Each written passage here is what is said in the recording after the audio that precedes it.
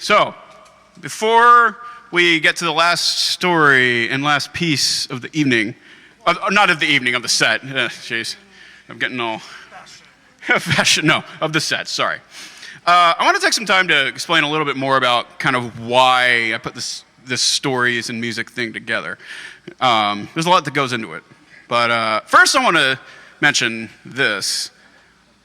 I bet to some extent, every one of you in here, to some extent, all of your judgments, values, beliefs, and opinions are taking a back seat in your minds right now.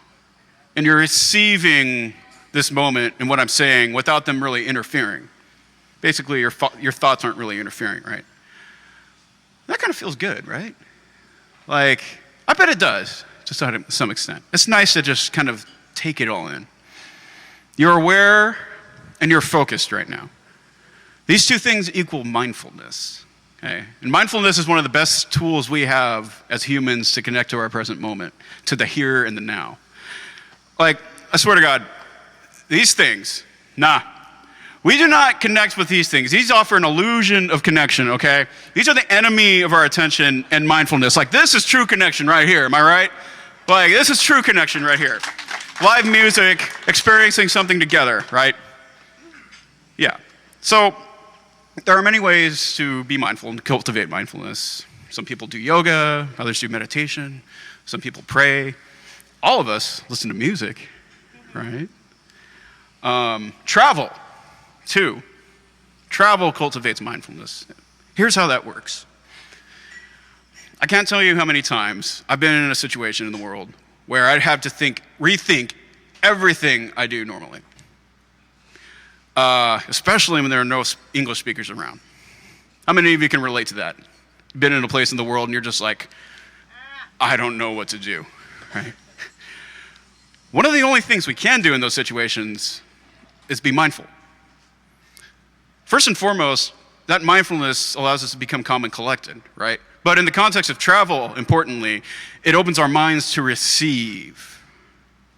What we're receiving is information. And, sorry, lost my train of thought. What we're receiving is information without our thoughts interfering. Because, let's face it, our judgments, values, beliefs, and opinions can't really allow us to function in that uncertain environment. So, without them interfering, we actually receive that information. We receive in our environment in a pure way, kind of like a child does. Out of that, we start to become creative with the information we're receiving, and we can start to actually function in that uncertain environment. Out of that naturally grows understanding for that environment and its people. Out of that understanding grows empathy and compassion for that environment and its people. And out of that grows the realization that all of us are more or less the same. This gets at one of the most important things I've learned in my travels. Everyone wants health, happiness, satisfaction, and meaning in their lives. We are only different in the way we pursue these things. Otherwise, we are all the same, right? We are all the same. I have seen that time and time again, and God damn do we need to understand that now more than ever. In a country whose political divisiveness is just only getting worse, in a world where there's a new war while others still rage, in a world that's still stricken by the pandemic, right? That has disconnected us from experiences like this together. And let me tell you, again, I was in London, away from family here and friends here when the pandemic started, and you can believe it was so rough. However, eventually I turned to the lessons of my travels. The fact that we're all the same. The fact that beauty is a culmination of all things perceived in the moment. And yes, my ultimate lesson, learning how to receive and connect to my here and now in the best way I possibly could. The fear of the virus went away. I could take in more of the positive nature of London and its reality, and I stopped worrying about the future so much. Hell, the future is uncertain anyway, right? You, all of us have the power to connect to our here and now. We all have that power. We all have the ability to have our lives become more fulfilling now so that we can face the future as it unfolds. So let me reiterate again.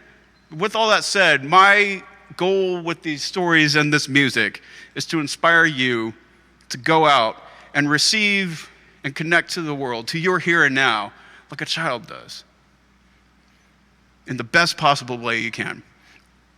The thing that will result from that, the inevitable thing that will result from that is understanding, and then empathy and compassion, and then genuine love for everything and everyone. And like, this is how we move forward as a world. Like, I truly, truly believe that.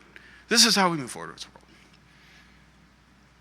So thank you for receiving this information. Thank you for receiving this moment. Thank you guys for being such an amazing audience.